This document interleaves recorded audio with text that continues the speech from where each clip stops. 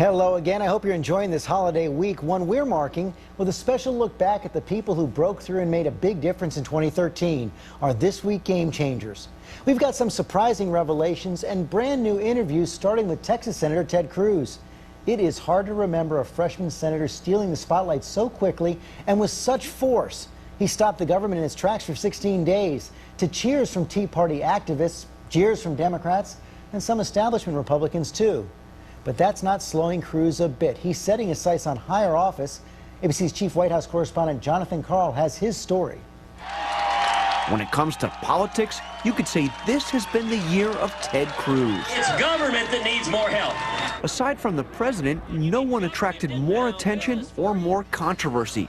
Cruz went from obscurity to leading presidential candidate in a political nanosecond. The man at the center of the government shutdown ended 2013 as a runner-up to the Pope as Times Person of the Year. Most first-year senators lay low. This one ended up on the couch next to Jay Leno. I've been reading a lot about you lately, and they describe you as aggressive, arrogant, and abrasive. Accurate? Well, I don't know that you can believe everything you read. All right. What I'm trying to do is do my job. And occasionally people don't like that. Do you want people in Washington to like you? You know, John, what I want to do is I want to serve 26 million Texans. I want to do my job. That's really my focus. Do you care? I mean, does it bother you that a lot of people around here just don't like you? Nobody should be surprised if you're trying to change Washington, that the Washington establishment pushes back. And push back they did. Just weeks after his swearing in, Mr. Cruz of Texas. Cruz seemed to be off to a rough start, quickly rubbing his new colleagues in the Senate the wrong way. Senator Cruz has gone over the line. I'm not a sixth grader. Senator, I've been on this committee for 20 years. Senator John McCain branded Cruz and his fellow Tea Partiers in Congress wacko birds, an insult to be sure, but Cruz didn't seem to mind. You know, if standing for liberty, if standing for free market principles in the Constitution makes you a wacko bird, then I am a very proud wacko bird. A supporter even made a wacko bird hat that Cruz proudly displays in his office. There was a brief moment early on when Cruz, after Obama met with Senate Republicans, talked of working with the president. I welcome the president's coming to Capitol Hill to meet with us. I look forward to doing everything I can to work productively for us to roll up our sleeves and get the economy growing again. That didn't last long, as Cruz laid out the goal that would turn Washington upside down, defunding Obamacare before agreeing to fund the government. At first, Republican leaders rejected the idea. Our goal here is to cut spending.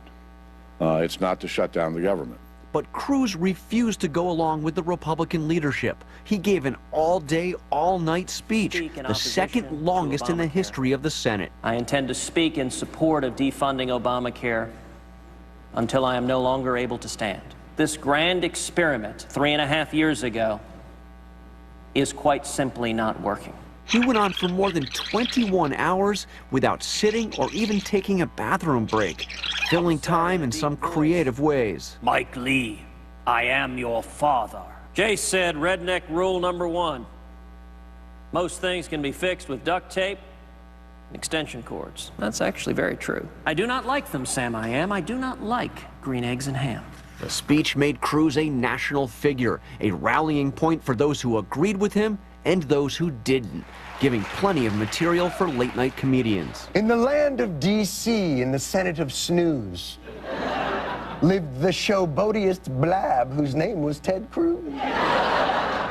Cruz found his most receptive audience among House conservatives, meeting secretly one night in the middle of the government shutdown with Tea Partiers in a Mexican restaurant on Capitol Hill called Tortilla Coast. You had a famous meeting right here in this restaurant. What was that like, meeting with those House Republicans? They, in a way, were looking to you as a leader. We had lots of meetings throughout the year and throughout the shutdown as well. And nobody should be surprised that members of Congress are talking to each other. It doesn't happen nearly enough. But it's rare to see a senator have the kind of influence that you had, especially a freshman senator, a first-year senator, over the House. Well, with respect, I actually don't think it was a case of my having influence at all. I think it's a case of the American people having influence. Right, but this was a strategy that you were putting forth, and they jumped on board. Well, no. This is something that a lot of people came forward and agreed with. And at the end of the day, the conservatives who met here at Tortilla Coast, who met repeatedly and continue to have conversations, what we were trying to do is listen to the American people, listen to those over 2 million people who are saying, this thing ain't working.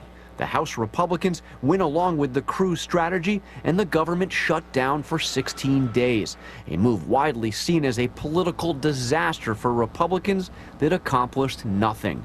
But the day Republicans caved and Congress voted to reopen the government, Cruz declared victory. We saw the House of Representatives take a courageous stand, listening to the American people. That was a remarkable victory. As the year draws to a close, Republican leaders have made it clear they think the strategy pushed by Cruz and outside conservative groups was a total failure. Frankly, I just think that they've lost all credibility.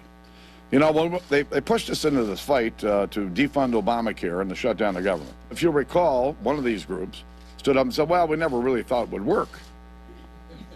Are you kidding me?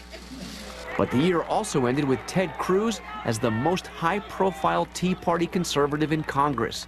Again at Tortilla Coast, Cruz reflected on all that. When you think about the tradition of first-year senators, they tend to be seen but not heard.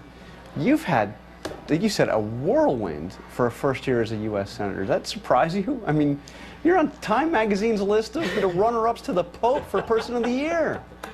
That was a very strange thing. This is a city where it's all politics all the time. And I'm trying to do my best not to pay attention to the politics, to focus on fixing the problems. I know that's hard to believe, but because no one in this town does that. This is a time for people to step up and do the right thing, and that's what I'm trying to do. Okay, you've had a couple of months to think about this whole government shutdown strategy. Now that it's over, in hindsight, are you prepared to say that it was a mistake, it wasn't the right tactic? I think it was absolutely a mistake for President Obama and Harry Reid to force a government shutdown. Now, you know, even John Boehner has said this was a Republican shutdown.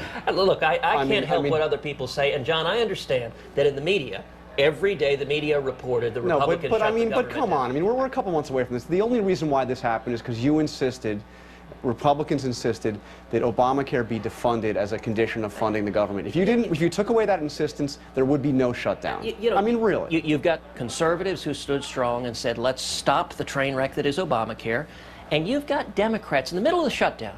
President Obama called every Senate Republican to the White House, sat us in a room and said, I called you here to tell you we're not going to negotiate, we're not going to compromise on anything. Repeatedly, Republicans were compromising, trying to find a middle ground. And repeatedly, Democrats said, no compromise, shut it down. One of the odder signs of Cruz's new celebrity is the new coloring book about him. There is a Ted Cruz coloring book. This is the #1 selling coloring book on Amazon. John, if ever there were a sign that the world is a crazy place, that is it. I didn't know about it. You obviously had no idea until it came out. I don't want to take a coloring book all that seriously, but it does say in this coloring book that your filibuster was so important because millions of citizens believe Obamacare is worse than any war, and that more people will die as a result of illness because of Obamacare than in all of the wars since World War II. Now, let me ask you, John, just for clarification, is this the first time anyone has ever been on your show cross-examined from a coloring book? It is the first time I've ever questioned a political figure over a coloring book. So, well, but Obamacare's not worse than war. No, of course not. One more thing, when it comes to the year that was, feathers ruffled, the shutdown, the late-night jokes, Cruz says he has no big regrets. For This Week, Jonathan Karl, ABC News, Washington. Thanks, John. And now we turn to the hack.